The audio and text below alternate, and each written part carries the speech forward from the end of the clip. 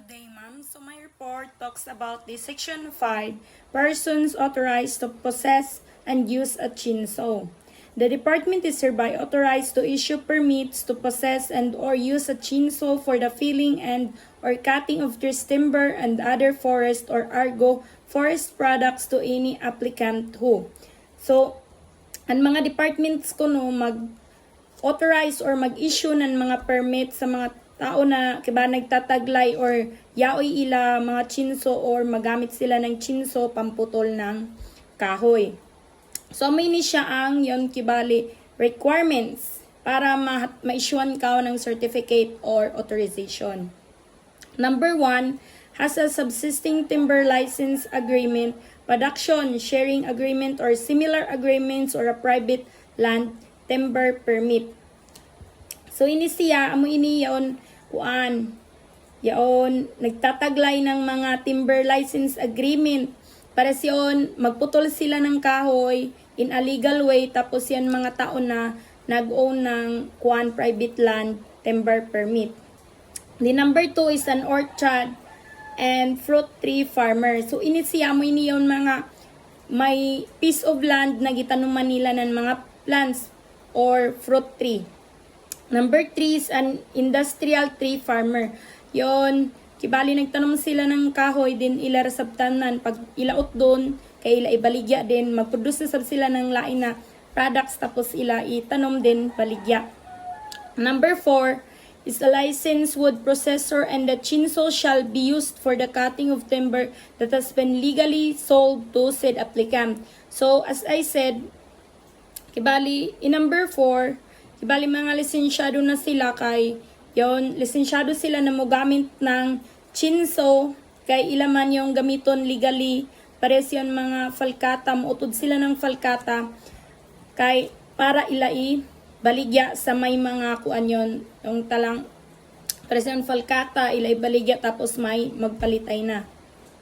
So number 5, of course, shall use the chainsaw for a legal purpose. So kibali magutod sila ng kahoy para sa legal purpose. The number 6 out.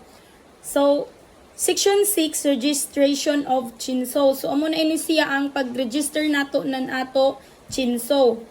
Within a period of 3 months from the effectively hereof, all persons who own or are otherwise in possession of chainsaws must register the same with the department. So sa sulod kuno sa 3 months from the effectively hereof, kibali any person or individual who own or otherwise in possession of chainsaws must register the same with the department through any of its community, environment, and natural resources office, which shall issue corresponding registration certificate or permit if it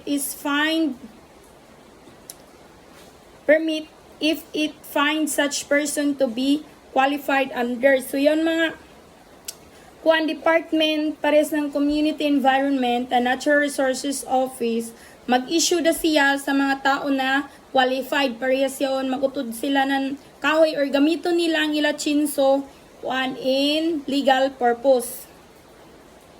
Then next is every permit to possess and or use a chainsaw for legitimate purpose shall be valid for 2 years upon issuance. So tanan permit na ilagi release na presyon so for legitimate purpose ibali valid ra siya for 2 years gikan sa pag-issue.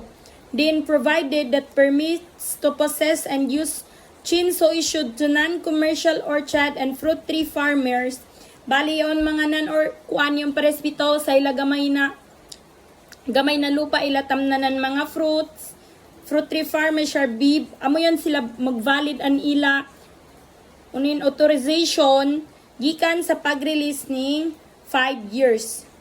For this purpose, the department shall be collect reasonable registration fees for the effective implementation of this act. So tanan mga yung department na mag-issue ng authorization, mag-collect sila ng registration fees kuan para legally implement ang inina Act. Thank you. Good morning, ma'am. So, ang topic for today is all about Chinso Act of 2002, Republic Act 9175, an act regulating the ownership, possession, sale, importation, and use of Chinso, penalizing violation thereof, and for other purposes. So, my topic for today is Section 7, Penal Provision. So, ngani, selling, forecasting, reselling, transferring, distributing, or possessing a chainsaw without a proper permit. So, ngani, ginabawal pag baligya, pag transport, pag distributing nang without permit. So, sino liable na ni na mga tao? Ila nga day, any person who sells, forecasting, transfers the ownership, distributed, or otherwise dispose or possess a chainsaw without permit shall be punished with imprisonment of 4 years and 2 months and 1 day to 6 years of a fine of not less than 15,000 pesos. So kung sino itong gabaligya, ano may permit or ga-distributing niya ay siya ay imprisonment na mahitabo o may fine na 15,000 pesos. Section 7,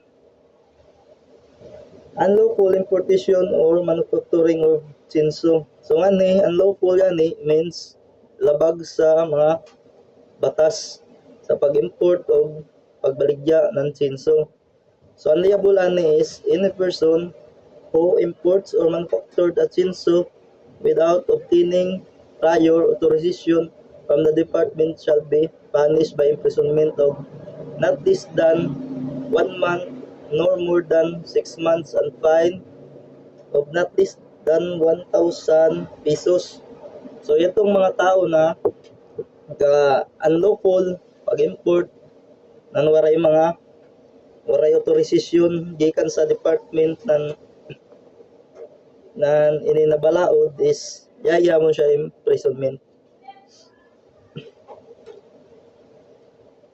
So number 4 is actual unlawful use of chainsaw. So nga di is kabali yakitan sa paggamit ng chainsaw nan waray permit or labag sa batas. Ang liable ani is any person who found to be a possession of a chainsaw and use the same to cut trees and timber. So nga di is bali nakitaan ang tao nga chainsaw ng kahoy na waray authorized gyapon sa department na ininabalaod shall be penalized with imprisonment gyapon 6 years of 1 day o 8 years of fine at least than 30,000. So inin na kung masakpan ka gamit og sinso na waray motorized sa department tapos nagutod ko ng kahoy may yabon siya imprisonment tapos may tawagin ng fine siya na 50,000. So amo dito na ako report, ma'am. Thank you.